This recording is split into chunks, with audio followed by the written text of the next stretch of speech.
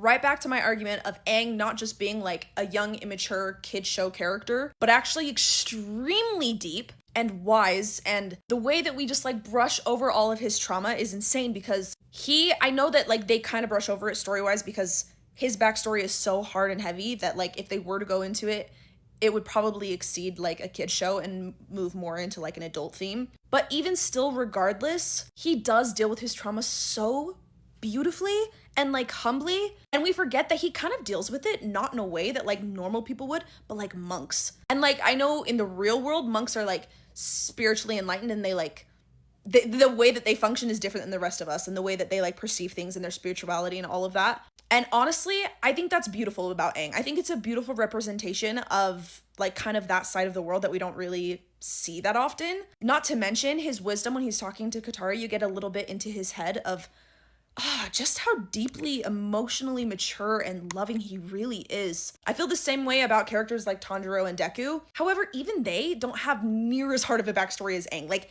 crazy. Not even Tanjiro. Like, I know he lost his whole family.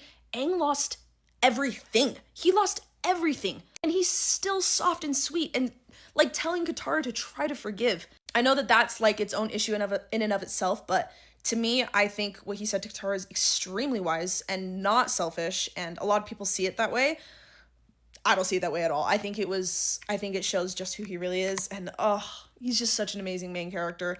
Most underrated main character ever too. Like, don't even get me started, but like, he's the best. That's the point I'm trying to make. Aang is the best, and he is underrated in his own show. Why does that always happen to the main characters? Anyways.